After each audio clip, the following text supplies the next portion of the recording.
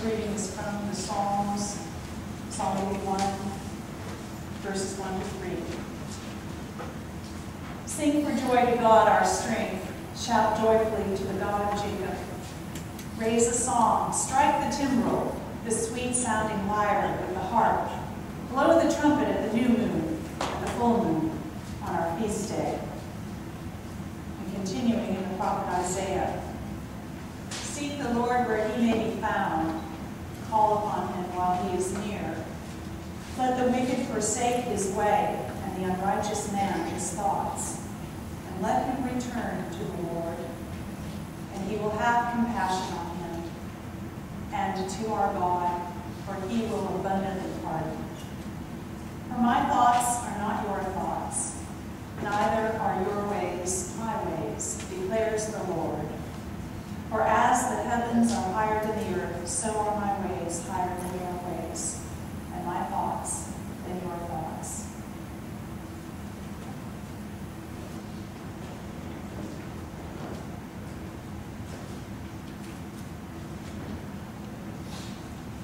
Our epistle reading this morning comes from Romans, the 3rd chapter, verses 9 through 11. What then? Are we any better off? No, not at all. For we have already been charged that all, both Jews and Greeks, are under the power of sin. As it is written, there is no one who is righteous, not even one. There is no one who has understanding. There is no one who seeks God. This is the word of the Lord.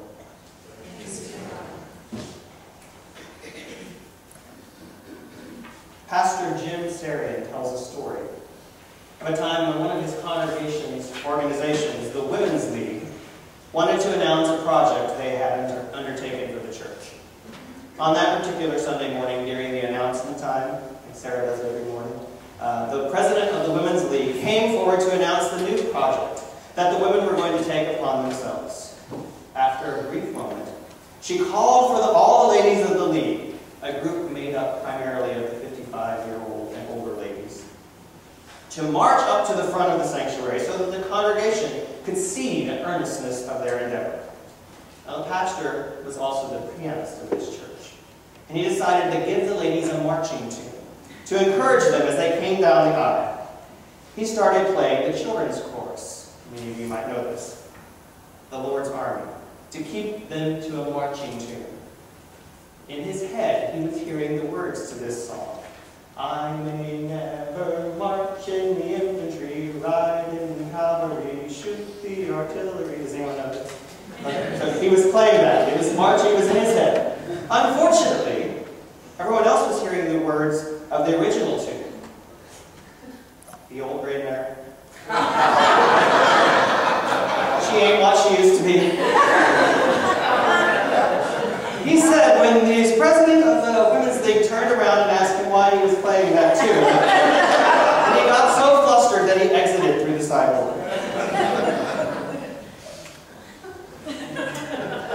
In this case, the piano music had a different meaning for the pastor than it did for those who were hearing him.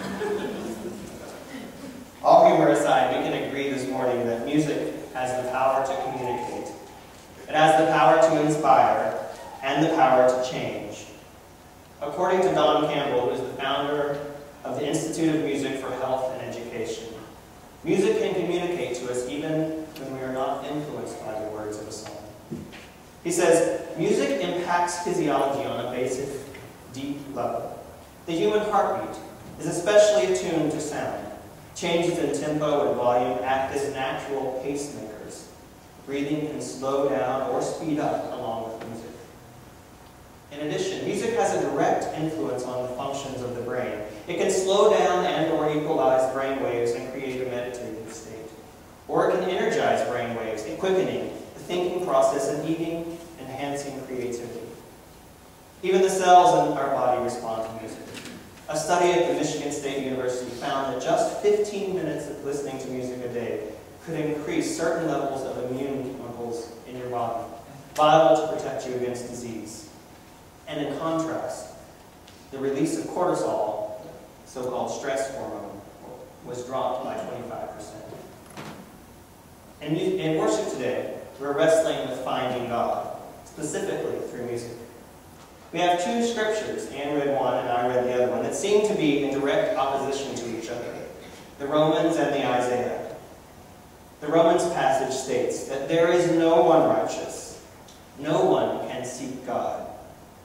In this letter to the church at Rome, Paul is explaining and defending some of his own beliefs to this church.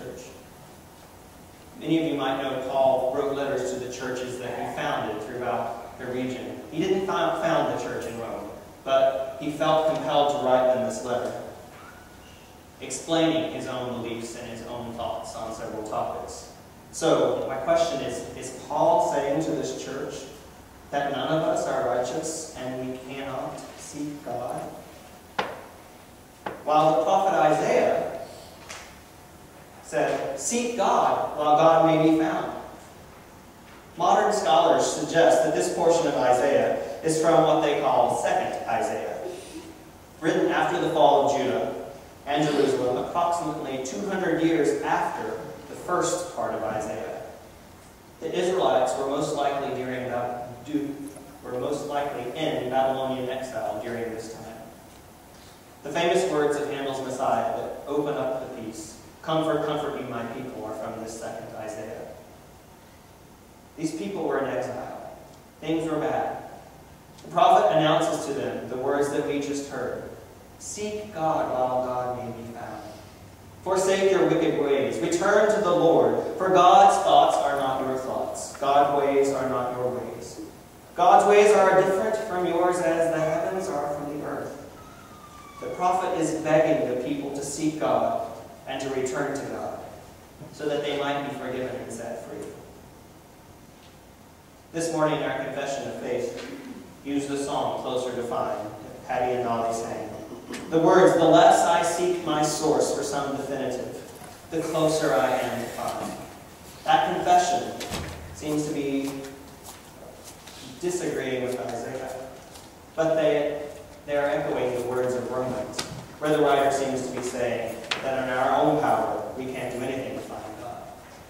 Emily Sayers, the writer of that song and of the Indigo Girls, agrees with Isaiah in that we cannot understand God. Perhaps she has given up, as the long song later goes to say, and is not even trying to seek. So who do we agree with this morning? Do we agree with Romans, the Paul letter, or do we agree with the prophet Isaiah? In many ways, as Presbyterians, each week we agree with Paul. Each week we are assured that before we even ask for forgiveness, it was already there, in the form of God, come down to us as Jesus. I think we can agree with both of them. I think we can agree to seek God and to not seek God, and to find God. God can use music to find us at times when we may or may not even be